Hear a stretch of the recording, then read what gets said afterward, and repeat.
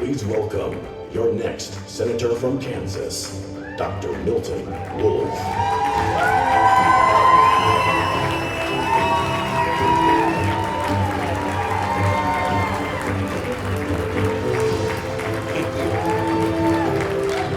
Thank you.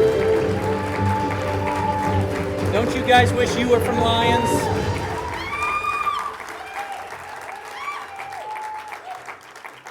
Thank you guys. Thank you so much for being here. You know, I know they'll say so many things about me in the course of this campaign, but one thing they can never take away from me is I was the 1988 Rice County cow milking champion. You and I are here tonight because we know that America is in serious trouble. We're here tonight because we know the career politicians of both parties have let us down. And we're here tonight because we know we'll never change Washington until we change who we're sending to Washington. I'm here today to take my stand for America. I'm here today to fight for our Constitution. I'm here today to fight for that divinely inspired American idea of individual liberty, limited government, and free market values. My friends, my fellow Kansans, my fellow Americans, my fellow patriots, I'm here tonight to declare my candidacy in the Republican primary for the United States Senate.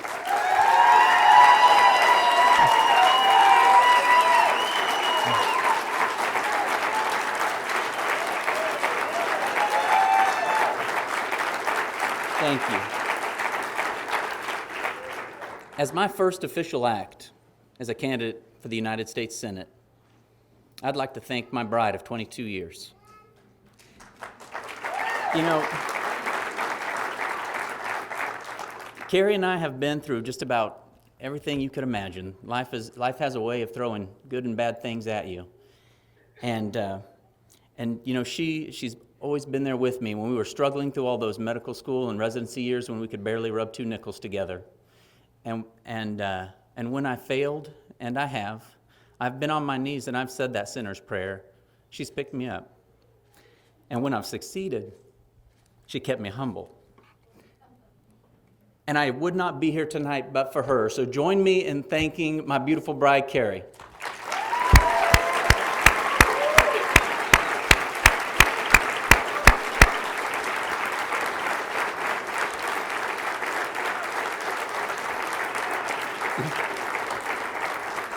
You know, I'd also like to take a minute to say thank you to Senator Pat Roberts.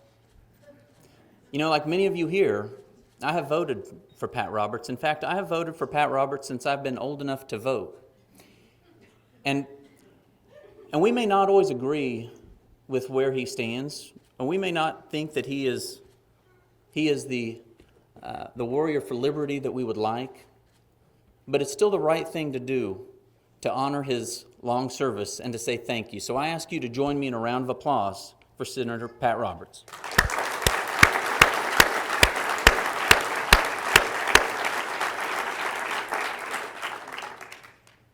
Now, Senator Roberts, we're here to tell you that it's time for a change.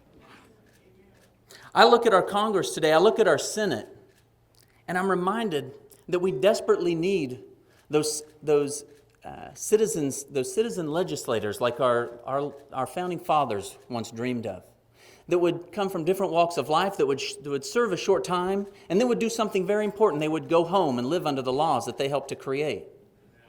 It's clear to me that we need more senators who will stand up for the Constitution. It's clear to me we need more senators who will wave Ronald Reagan's bold color flag of conservatism. It's clear to me we need more senators like Ted Cruz and Rand Paul and Mike Lee.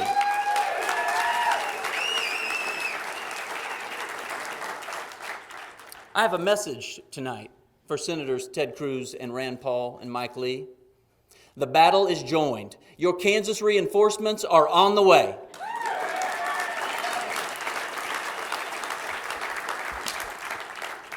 Now, you should know of me that I don't apologize for what I believe in, but you also have the right to know exactly where I stand. Life. I have dedicated my life to saving other people's lives, and I will not abandon that. I will not apologize for believing that life begins at conception.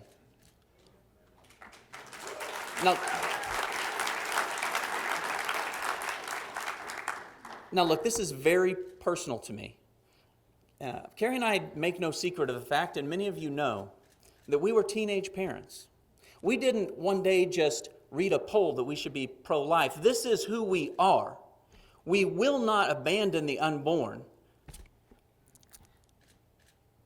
Marriage. I will not apologize for believing that marriage should be between one man and one woman.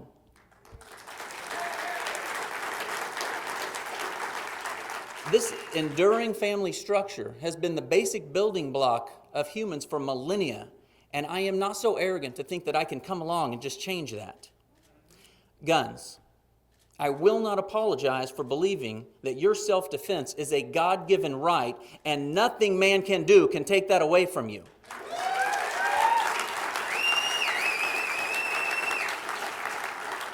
I believe the Second Amendment means what it says, that your right to bear arms shall not be infringed, and I believe that applies to the individual, not just a militia.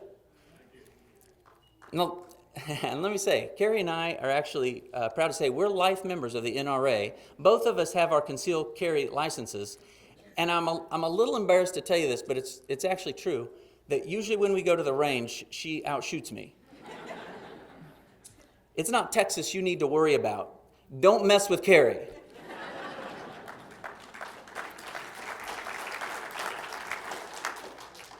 Work. I've had a job since I was 10 years old. I've thrown newspapers and I've sacked groceries. I have mowed lawns and I've milked cows. I have plowed the earth and I've planted the seed. And I've cut it, I've raked it, I've thrown it, I've baled it, I've stacked it, I've forked it, I've fed it, which means later I had to shovel it. I've broken it, I've fixed it, I've been thrown off it, and I have climbed back on it. And there's one thing I know, that America should always take care of every person who truly cannot take care of themselves. But everyone else should get off their sofas, hang up their free Obama phone, and get a job.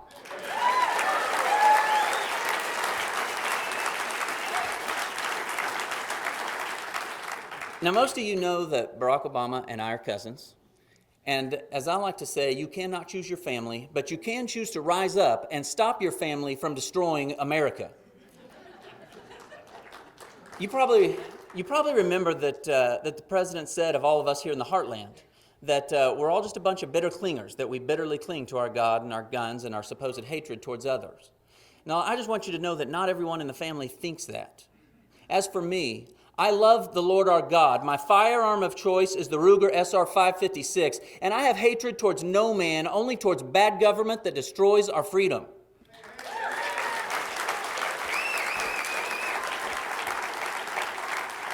But look, I am not a politician. I'm a doctor. I would rather practice medicine in Kansas than politics in Washington. But when I look around, I'm so deeply concerned about our country. I took an oath to my patients, and I'm here tonight to stand by that oath, to stand for them. And as important as healthcare alone is, it goes so much further. Our country is hanging by a thread, and we realize that the career politicians who made this mess are unwilling to fix it. And I know that, we know who the Democrats are. We know exactly who the Democrats are. When it comes to taxes and spending and regulations, it's never enough. We're never going to change their minds. The only thing that we can do is defeat them, but we're never going to defeat them with people who are so easily seduced by them or intimidated by them. And I don't know about you, but I am tired of losing to Democrats.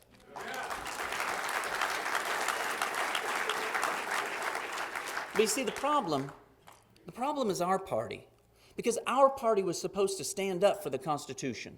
Our party was supposed to stand for limited government and lower taxes. Our party was supposed to stand for the free market, but our party failed. I mean, look, I have been a Republican all my life, but not always a proud Republican. Because when America entrusted itself to our party broke faith with the American idea. You think back, when Republicans had complete control of that federal government, the White House, the House of Representatives, the Senate, the Supreme Court. It was our party. It was our party that delivered no bureaucrat left behind for our schools. It was our party that gave the largest expansion to Medicare in the history of the program. It was our party that spent more money than any government had in the history of not just America, but the world. It was our party that drove up the debt to record numbers. As this campaign unfolds, the undeniable record will show that regardless of who was in charge, Republicans or Democrats, Senator Pat Roberts buckled under the pressure and sided with Washington instead of Kansas. You know, I have to say something. There are plenty of high-priced Washington consultants who will say, you can't call him by his name. And I'm thinking to myself, that makes no sense to me. Since when can you not call a person by their own name? They said, you should call him the senior senator or your esteemed opponent. And then not only, they tell me what I should wear and how I should talk and all these things. And I think they probably think I may not be cultured enough for all of this. And I try to assure them I've got plenty of culture. Most of it's agriculture, and I'm okay with that. But if you're worried, I assure you, I know to always keep my pinky in the air whenever I'm washing my Tabasco-flavored Slim Jims down with some Diet Mountain Dew. But look, I appreciate their advice, but I'm still the same guy I was growing up in Lyons. I don't beat around the bush. I don't ask for A to get to B, and I don't apologize for telling the truth. And the truth is that when the Republican establishment betrayed that American idea and that record that they hold, that legacy they hold, that legacy belongs squarely to our Senator Pat Roberts as well. But that's not the worst part of it. Because when the Democrats were in control, they always knew they could count on Senator Pat Roberts to pass their agenda. It was the tax increases or the debt ceiling increases or the welfare handouts or the food stamp handouts or the earmarks or the bailouts or the increased spending and the increased debt. These are the records. This is the record of Senator Pat Roberts, even voting for the most disastrous of Barack Obama's nominations. Witness Pat Roberts and the fiscal cliff tax hike just this year. A $600 billion tax hike that affected 80% of Kansas families. Senator Roberts didn't want you to notice that he voted in the middle of the night under the cover of darkness for this. But that's not the worst part. He came out afterward and said, and he patted himself on the back for delivering what he called, and I quote, tax relief. You want my medical opinion on this? Something very wrong happens to the human brain when it's been subjected to Washington too long. Up becomes down, wrong becomes right, and a $600 billion tax hike becomes tax relief. We can do better.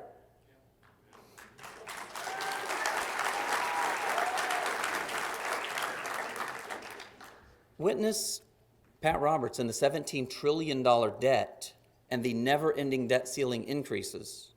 When Washington wants to increase the debt, they know they can count on Pat Roberts. He's voted for the debt ceiling increase 11 times. When he went to Washington, our debt was around $1 trillion. It's now $17 trillion. That number is so big, it boggles the mind. So let's try to make it make sense. $17 trillion means about $150,000 that each taxpayer owes. That's the bounty on your head. But that doesn't even come close to telling the story. Because when you factor in all the unfunded promises they've made through Social Security, through Medicare, through Medicaid, you have to add another $100 trillion. And all of a sudden that bounty on your head went from around $150,000 to around $1 million. That bounty's on your head, and either you will pay it or your kids will. And let me be very clear about this. When a government spends trillions of dollars yet to be earned by a generation yet to be born, that's not just a spending problem. That's a moral problem.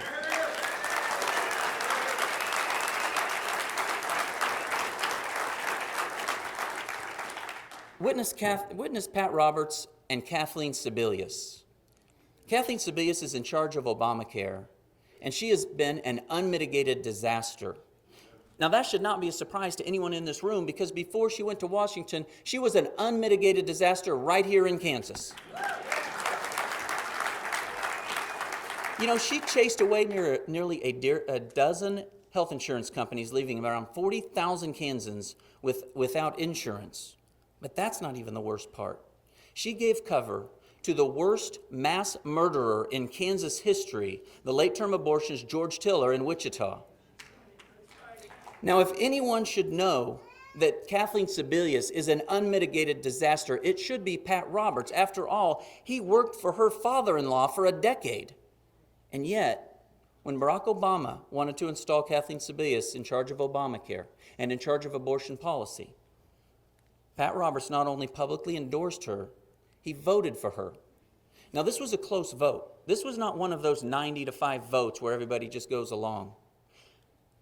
But Kathleen Sebelius would not be in charge of Obamacare but for the cover Pat Roberts gave her.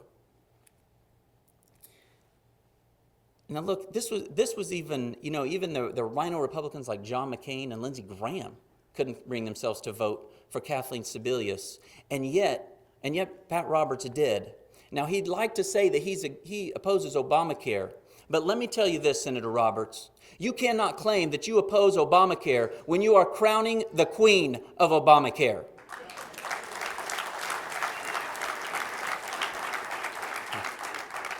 So now Pat Roberts would like to have a fourth decade in Congress. Four decades. No one should be in the Congress for 4 decades. Not even Moses himself should be in the Congress for 4 decades. You know, our founders had that vision of the citizen legislator, but we're not living up to that vision. I mean, we have to ask ourselves, why did we fight that American Revolution if we were just going to replace one permanent ruling class with another permanent ruling class? But I believe America can still be saved, and you have to believe it too. I believe this starts with re-embracing the Constitution and re-embracing the American idea of individual liberty, limited government, and the free market.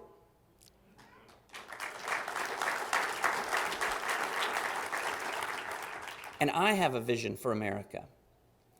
Imagine a healthcare system that cares more about patients than politicians. You know, we can have this if we just understand why we are, how we got to where we are, so that we'll know where to go. You know, Obamacare is by far the most destructive law enacted in our lifetime. And I wish I could just blame it all on the Democrats, but the truth is the road to Obamacare was paved by career politicians and paved by establishment Republicans. And I'm not just talking about Romney Care in Massachusetts. Look, when Republicans had control, we expanded Medicare, we expanded government health care, we expanded the reach of government right into your examination room. And you see, I oppose government-run health care, not simply because it costs too many dollars. It does. But that's not why I oppose it. I oppose it because it's immoral. I oppose government-run health care because it's immoral. It's immoral for the government to get in between you and your doctor. It's immoral to use political calculations to make life and death medical decisions. It's immoral for a government to sit in judgment of who should live and who should die.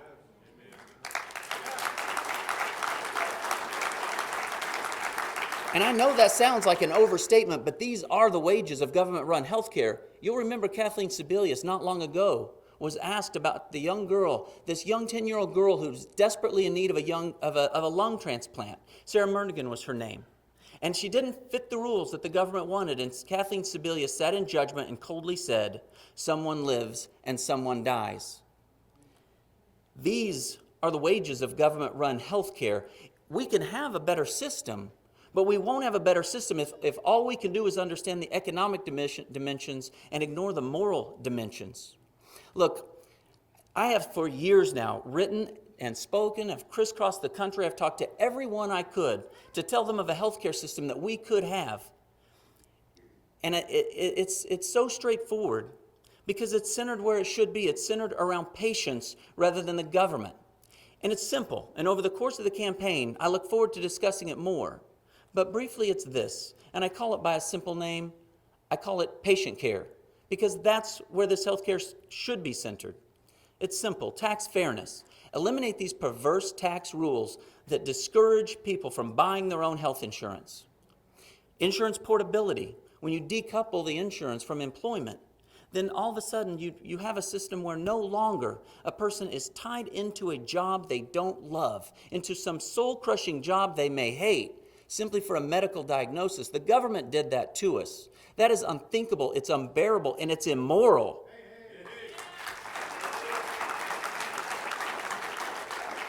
Medicare Advantage. Simply allow patients to opt into Medicare Advantage through a premium assistant program that lets them choose if they want to go into that program or not. Health savings account. HSAs put patients in charge. You know, Dr. Ben Carson said that when a baby is born, every baby should be given a birth certificate and a health savings account. I'll take a one up on that, and I'd say we should also give them a spank on the bottom, start them out right, and get them to behave.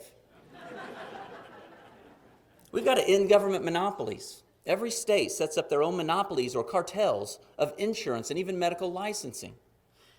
We need to eliminate those artificial state boundaries. We need to eliminate frivolous lawsuits. Patients should be protected not just against harmful doctors, but against harmful lawyers who are driving up the cost of health care.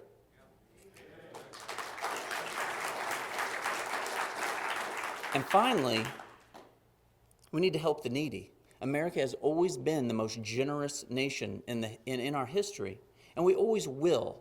It is not necessarily on a constitutional basis, but on a moral basis that we will define ourselves by helping those in need.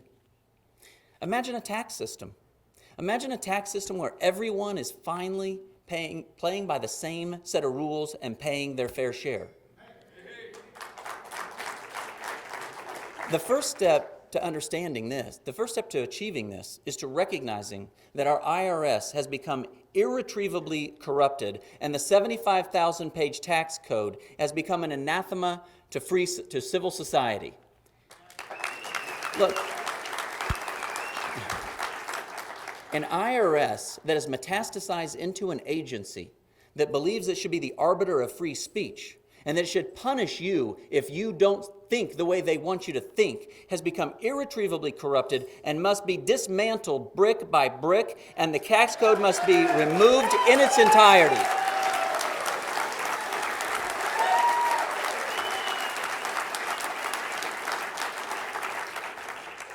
But imagine if we replaced our tax system with one that was actually fair, with one where everyone finally played by that same set of rules.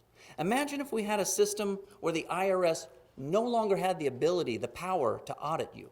Imagine if the IRS no longer could look inside your business and determine what they felt was a legitimate expense and what was not. Imagine if the IRS no longer got to determine what they felt was a donation that was worthy of, that was a tax break for a donation or not.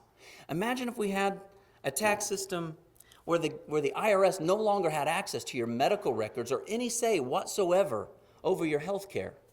Well, that system already exists, and that's why I support the fair tax.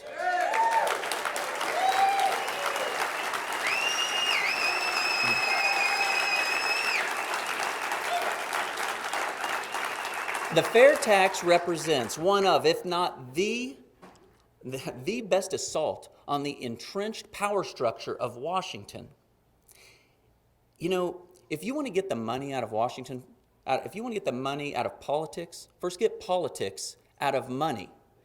If you're tired of seeing congressmen being bought by the highest bidder, take away their power and they won't be worth buying anymore.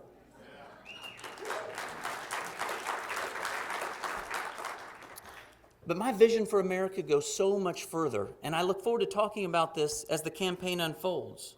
Imagine an energy policy that focuses on unleashing America's power rather than just driving up our gas prices. Imagine an education system where parents and teachers get to make the decision rather than politicians and bureaucrats. Imagine an immigration policy where we reward those who play by the rules and yearn to breathe free. Imagine an agriculture policy where we focus on the family farm rather than the corporate giants. Imagine a foreign policy where America's military remains the unrivaled strongest in the world, and the soldiers know that we have their backs just as they have our backs.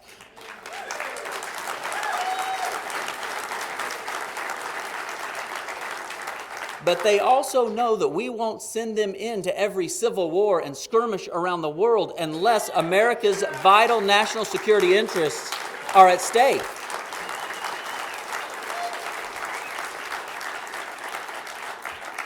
Imagine a government that does not have access to your cell phone or your email passwords. Imagine all of this, America, because together we can do this. Now look, if you ever asked yourself, how do we get to this place? Where will we find these future patriots? Who will be the next generation of Republicans? And I say, just look around you. Look at the young people here tonight. You know, if we as Republicans would just wave Ronald Reagan's bold color conservative flag, we wouldn't have to talk about building a bigger tent. They will come. We won't be able to hold everybody in our tent. But look, sadly, this is not the way of the current GOP. They care more about entrenching themselves than building that party. They're terrified of new people. They're terrified of you. They're terrified of new ideas. They may want your vote and they want your money, but they don't want you. Witness what the executive director of the Kansas GOP said just this summer when he was asked about new people who might want to serve in leadership positions in the Kansas GOP. And he said, and I quote, "There won't be much room for anyone else." Now, wow, that's what they think of you. That's what they think of us. That arrogance is destroying the party. You know, Senator Roberts, 40 years in Washington, trillions of dollars later, and he comes back to Kansas to seek not your endorsement, but the endorsement of every politician in this state. From governor down to dog catcher, I think he's got them all wrapped up. But you know what? That's okay. I don't seek the endorsement of politicians. I seek the endorsement of Kansans. I seek your endorsement.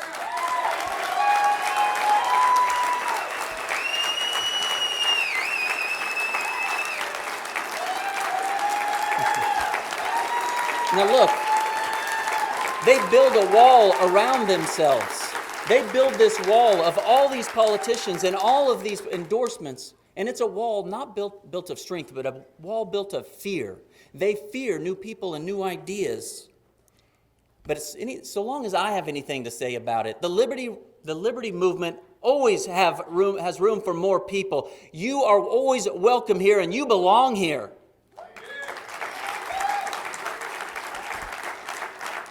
Now look, I believe America is still worth fighting for, just as our founding fathers did. And I'm sure you believe it too, or you would not be here tonight. But we have a difficult decision to make. Will we continue electing the same people we always do and get the same results we always get? Or are we ready to re-embrace that American idea of limited government, individual liberty, and the free market? You know, I know in these difficult decisions, I know when you look around and you wonder as you see all of these people endorsing, all of these politicians getting together, and they're always telling you what you can't do. There will always be 1,000 people who will tell you what you cannot do, and 1,000 more who will make excuses for why they failed.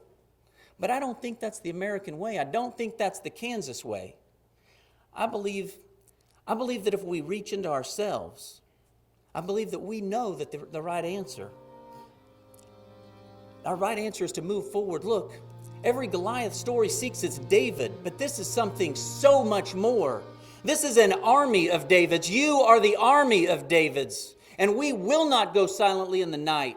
We will not back down. We can change this Congress. We can change Washington. And with the righteous winds of liberty at our backs, we can change the world.